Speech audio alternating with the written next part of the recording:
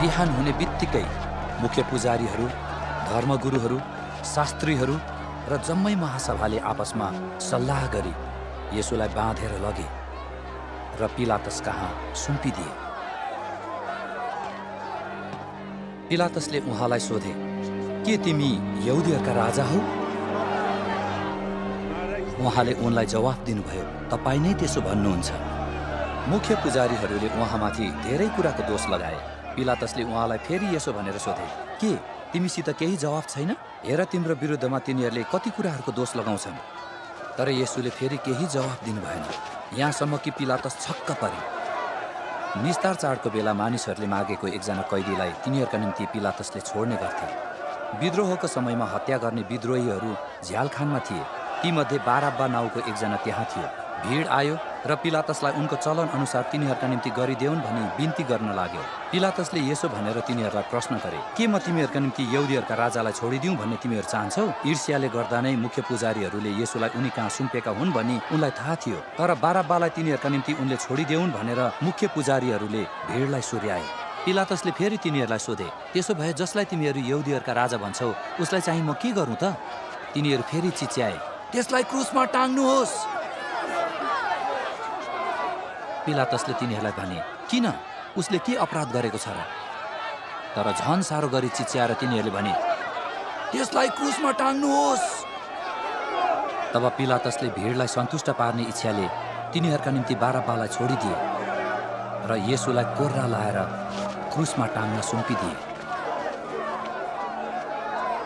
सिपाहीहरूले उहाँलाई प्रेटोरियन अर्थात् महलभित्र लगे र जम्मै पल्टनलाई भेला गराए।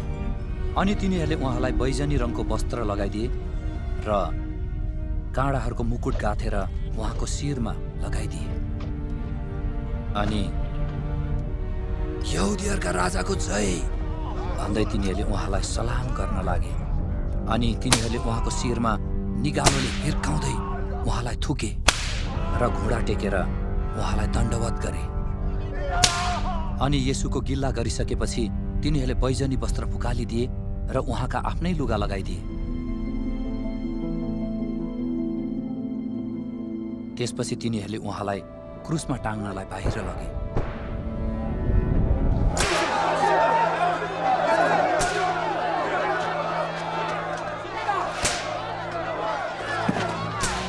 अनि अलेक्जेन्डर र रुफसका बुवा कुरेनी बासिन्दा सिमोनलाई गाउँबाट आइरहेका तिनीहरूले भेटे र येशूको क्रुस बोकेर लैजान तिनलाई कर लगाए।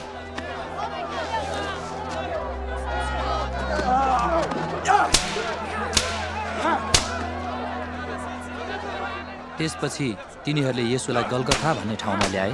गलगथाको अर्थ खोपडीको स्थान हो।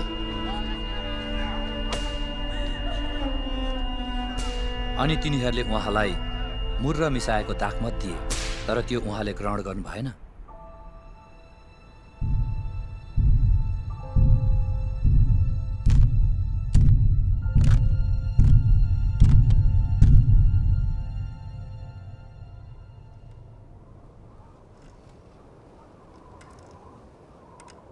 तिनीहरूले उहाँलाई क्रुसमा टाँगे।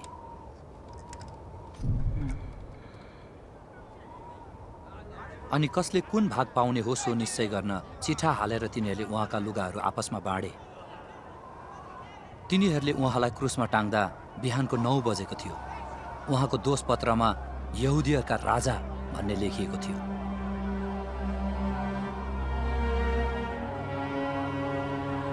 तिनीहरूले उहाँसँग 2 जना डाकुहरूलाई क्रुसमा टाँगे, एउटालाई उहाँको दाहिनेपट्टि र अर्कालाई उहाँको देब्रेपट्टि। त्यहाँबाट जाने मानिसहरूले आफ्नो मुन्टो हल्लाउँदै यसो भनेर उहाँलाई गिल्ला गरे, वाह, त मन्दिर भत्काएर 3 दिनमा बनाउने? क्रुसबाट ओर्लेर आइज र आफूलाई बचा। त्यसै गरी मुख्य पुजारीहरूले पनि शास्त्रीहरूसँग यसो भन्दै आपसमा उहाँको ठट्टा गरे, यसले अरूलाई बचायो तर आफूलाई चाहिँ बचाउन सक्दैन।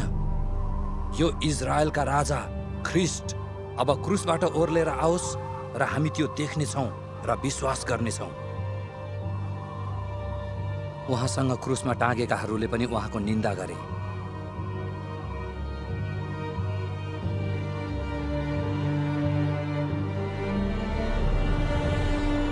12 बजेदेखि 3 बजेसम्म सारा देशलाई अन्धकारले छोप्यो।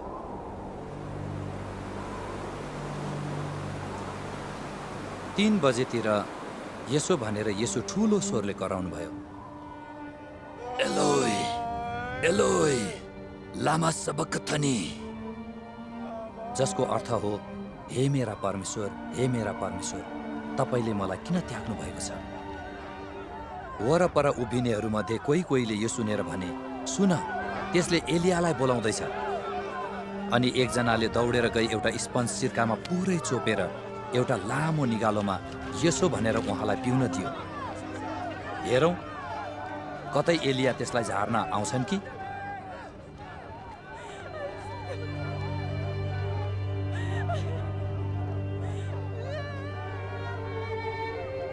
तब येशूले ठुलो स्वर निकालेर प्राण त्याग्नुभयो।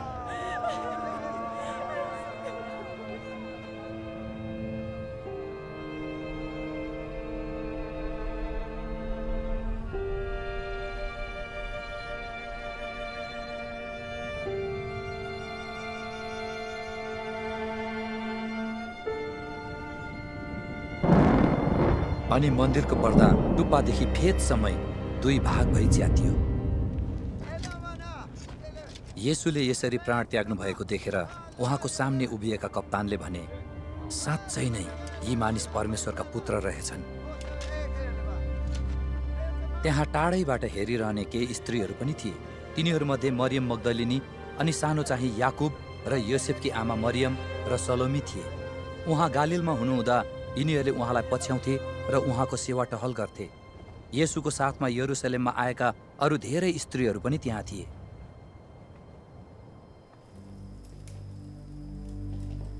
तयारीको दिन अर्थात् सब्बात दिनको अघिल्लो दिन साँझ पर्दै थियो।